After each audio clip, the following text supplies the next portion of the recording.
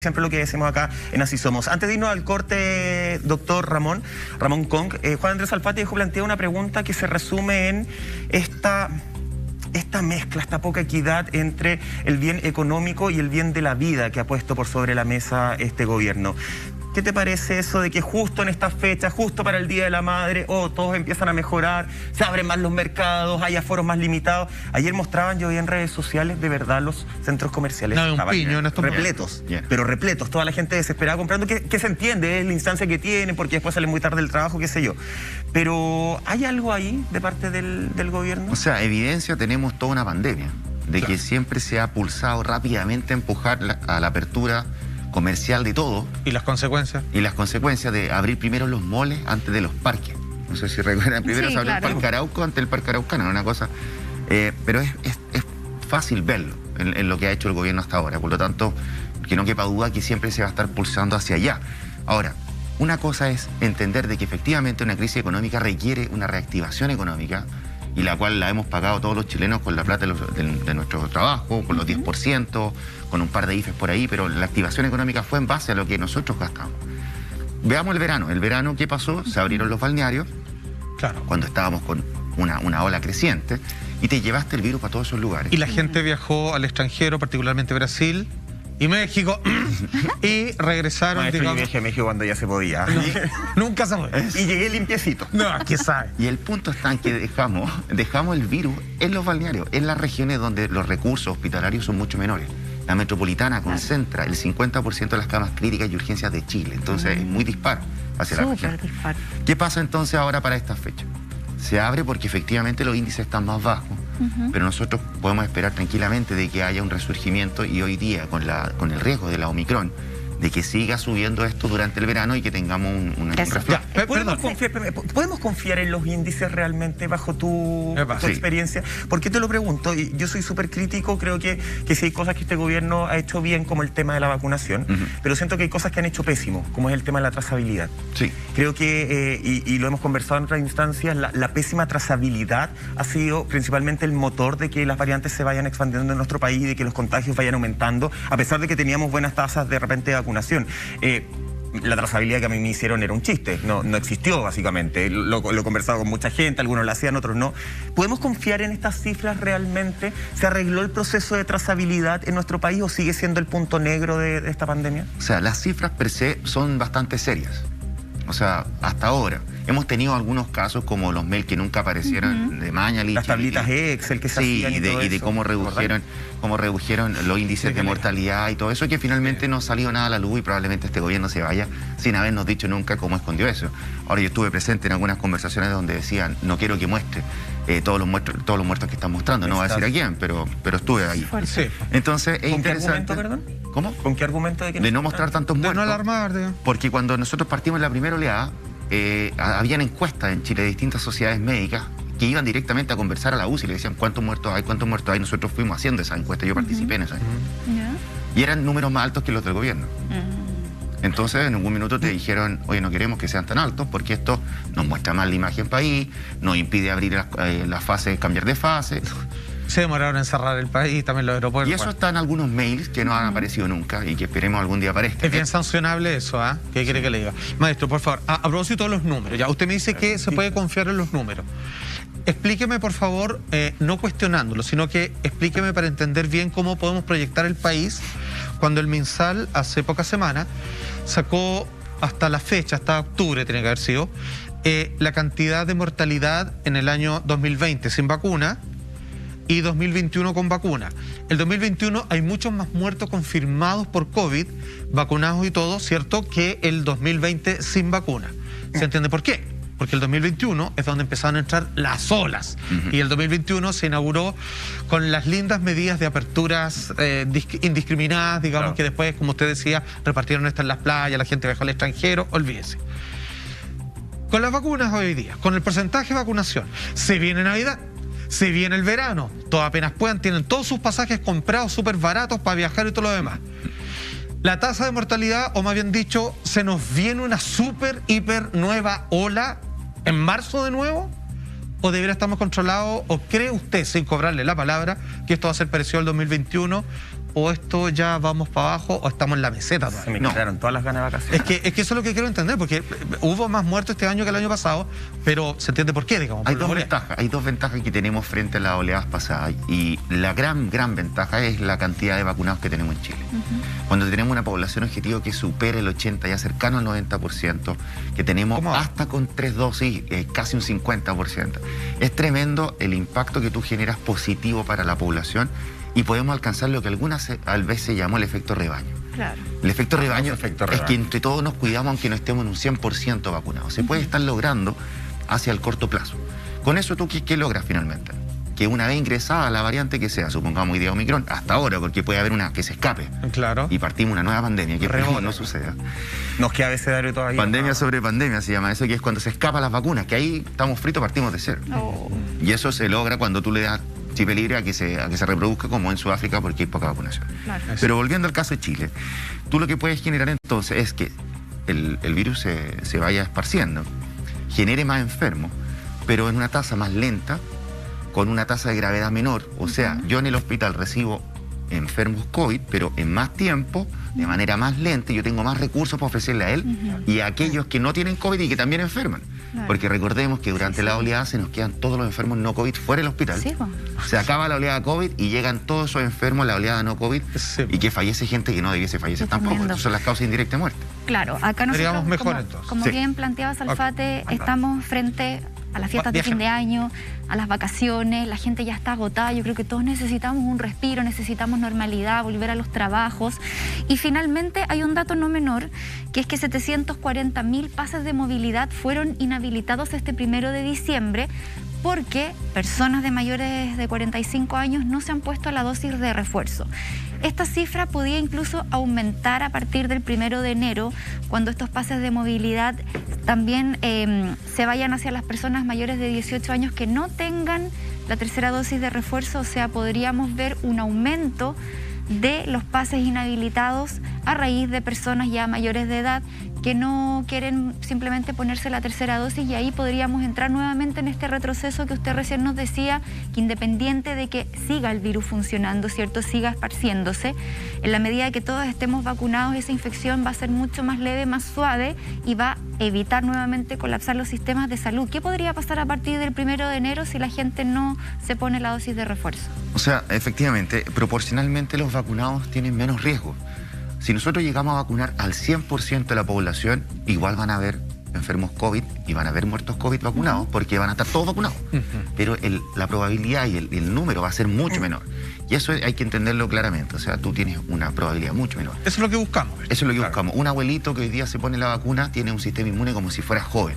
Y esa es una ventaja que no tuvimos al principio. Hoy día se están muriendo más jóvenes. Y ahí que voy a responder tu pregunta. La primera oleada se empezaron a morir los más viejos. Salieron del esquema. Segunda oleada empezaron a morir más jóvenes. Y hoy día son los menores de 30 años quienes no se están vacunando, fundamentalmente porque se creen más fuertes, lógicamente. Y dicen, ¿para qué yo no necesito esa vacuna? Bueno, ahí está la tasa de los muertos hoy día, que está aumentando en lo que vemos en Europa. Y la Omicron, a eso también les pasa la cuenta mucho más fuerte. Entonces, no solo que te caduquen el pase de movilidad te va a impedir entrar a un restaurante, a un mall, al supermercado, dependiendo de la fase, sino que también implica de que tú no te estás poniendo una vacuna, que como joven te va a doler el hombro, te puede dar un poco de fiebre un par de días, pero tu riesgo de muerte es mucho más bajo, y de enfermedad grave, que ojo, no hablamos solo de perder la capacidad de hacer ejercicio, caminar, amputaciones, porque también es una enfermedad vascular. Uno puede buscar en internet fácilmente los testimonios de amputados a las 4 extremidades, no te creo, producto del COVID. ¿En o de serio? accidentes cerebrovasculares producto del COVID. Entonces, los temas neurológicos. O sea, es mucho más amplio de lo que nosotros que no se pensamos. recuperan mucho. No, y un paciente que está intubado demora 2 años en volver a la vida normal. Tiene que rehabilitarse. O sea, es todo un cuento versus un dolor de hombro. O sea, o un poco de fiebre. Nosotros en nuestro país estamos viendo un proceso de vacunación donde ya se inició, ya se anunció la campaña de vacunar a los niños sobre 3 años. Ahora, creo que sí hay un tema, y de repente me da la sensación que por eso hay mucha gente de 30, 35 años que a lo mejor no se está vacunando, porque este gobierno se dedicó a tener vacunas, pero no se ha dedicado a asegurar que las vacunas lleguen a todos. Recordemos que de repente los procesos de vacunación en ciertos lugares son en horario en que la gente normalmente está trabajando. Tenemos un país donde mucha gente le da miedo incluso pedir permiso en la pega, por más que hoy día sea una obligación que te autoricen a salir a vacunarte. Entonces, también hay un montón de procesos, yo creo, en la logística, en el papel, ¿no?, que no han estado bien relacionados justamente. Ahora, sí hay estudios, doctor Ramón Kong, que hablan de la efectividad de las terceras dosis para esta variante Omicron. De hecho, Pfizer sacó justamente un estudio que hablan de que con 2 dosis bajan un 25% la efectividad, pero con 3 dosis de Pfizer, o sea, afectan muy bien a Omicron. De hecho, el presidente de la compañía farmacéutica, la que quiero leer es esta. Vacunas son efectivas para neutralizar Omicron. Pfizer, en un comunicado que divulgó de hecho el día miércoles, señaló que un grupo de pacientes que había recibido 2 dosis de la vacuna contra el COVID-19 mostraron una eficacia contra la variante Omicron 25 veces menor contra el virus en su variante anterior. Pero los datos preliminares señalan asimismo que la protección mejora con una tercera dosis de nuestra vacuna. Esto lo dijo el presidente Pfizer a través de un comunicado. Y tenemos también resultados de la Sinovac. También tenemos resultados de la Sinovac. Léelos al tiro si sí, pues para que hagamos la misma comparativa, porque Sinovac también aseguró este martes que CoronaVac ha demostrado ser eficaz para combatir la variante Omicron, y de hecho que ya van a empezar los ensayos clínicos para poder evaluar una versión adaptada que va a tener esta CoronaVac para poder hacer frente a Omicron. O sea, con respecto a vacunas, hemos visto que están funcionando ante esta nueva variante. ¿Qué pasa con las mezclas? La mezcla de vacunas. Que es la mayoría que tenemos acá, ¿o no? Sinovac, 2 dosis. Algunos dicen que es lo mejor de la mayoría. ¿Están así? O sea, hay estudios que se realizaron en un comienzo con algunas de las mezclas, por decirlo así. Y efectivamente, cuando tú tienes más de un mecanismo para generar inmunidad en líneas distintas del proceso, se puede potenciar. Y eso es lo que hemos visto. En Chile se hizo un estudio muy serio en donde ya vimos que con 3 dosis llegamos a disminuir el contagio, que era algo que no sucedía con 2 dosis, mayor a un 80%. Me explico, con la CoronaVac tú tenías 2 dosis, estaba bajo un 55% de evitar el contagio, o sea, casi una moneda al aire. Claro. Pero con la tercera dosis, sea cual sea esta, tú superas el 80%, y con eso ya nos acercamos al efecto rebaño realmente. O sea, tú tienes también...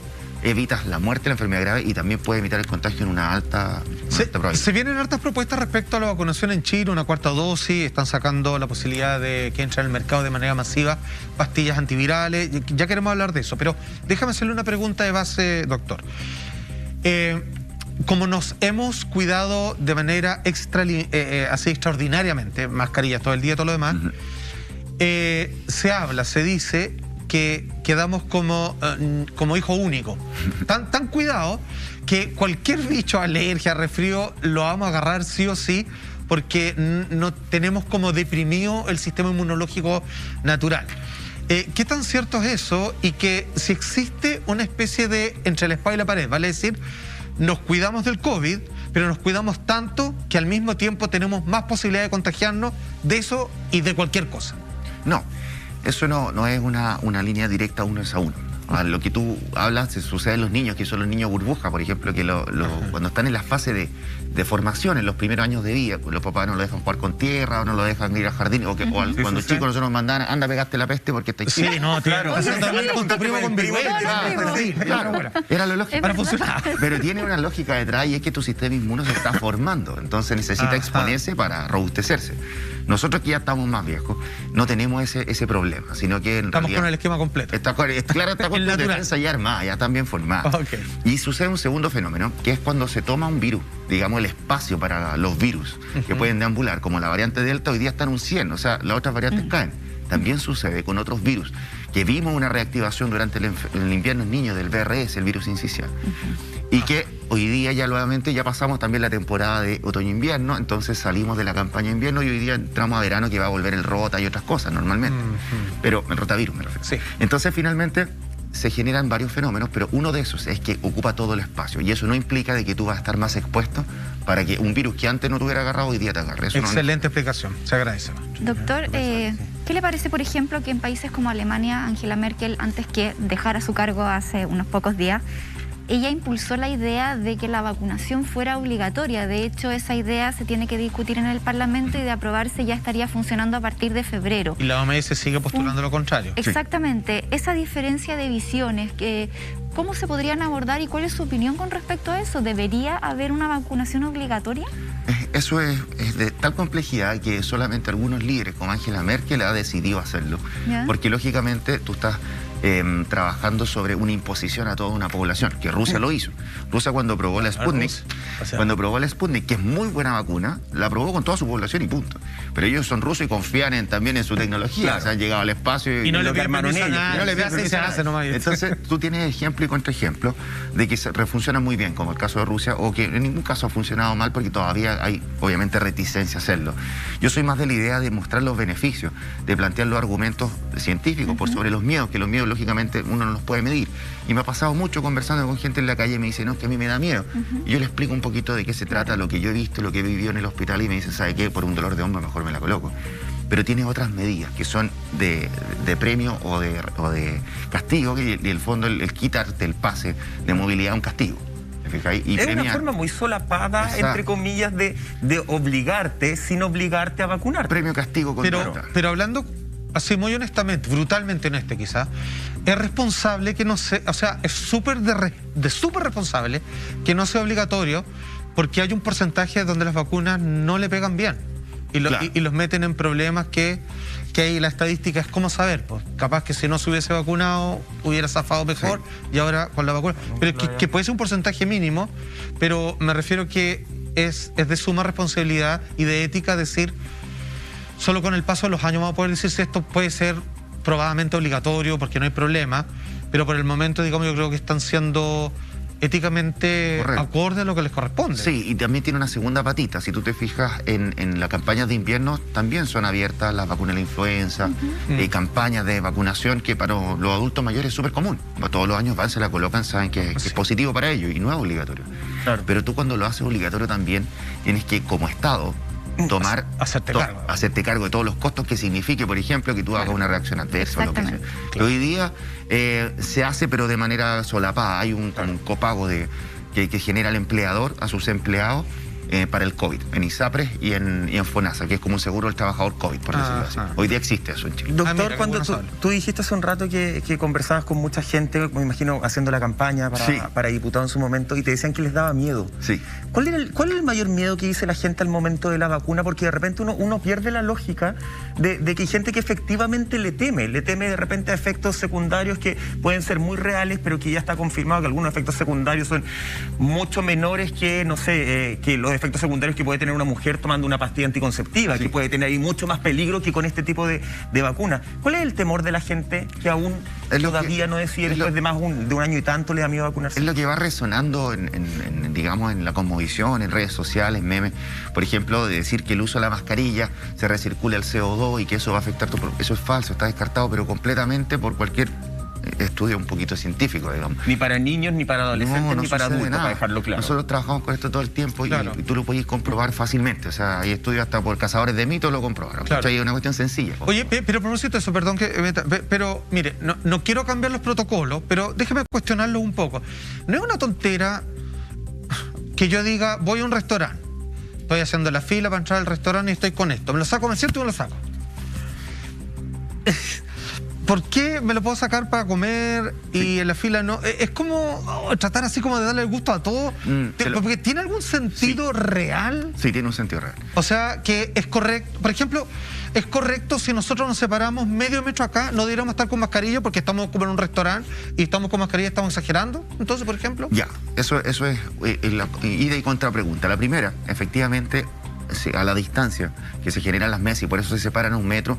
Cuando nosotros vimos los protocolos de reapertura, que en ese minuto estábamos estudiándolo muy profundamente, tú a 2 metros ya pierdes mucho posibilidad de contagio. O sea, tu posibilidad va disminuyendo. Esto es juego de posibilidades siempre.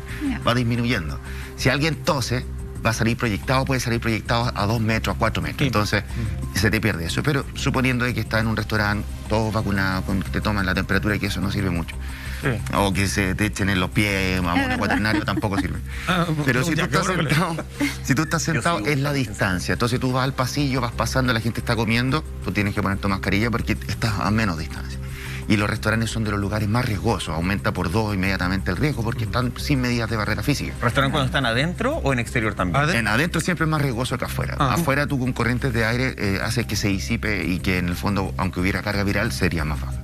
Entonces, sí tiene un efecto la distancia, la protección. Y la barrera física, una ya disminuye, 2 disminuye mucho más. Y eso es lo que tú estás logrando de alguna manera. Entiendo. Ahora, en espacios públicos, si tú estás en un parque, tú podrías estar en un parque con tu familia haciendo un picnic. Claro. Y a 2 metros o 3 metros más allá, otra familia haciendo un picnic y todos sin mascarilla y no habría problema. Porque ya, mira. Así lo plantean los países que han tomado esta estrategia de actividades de bajo riesgo.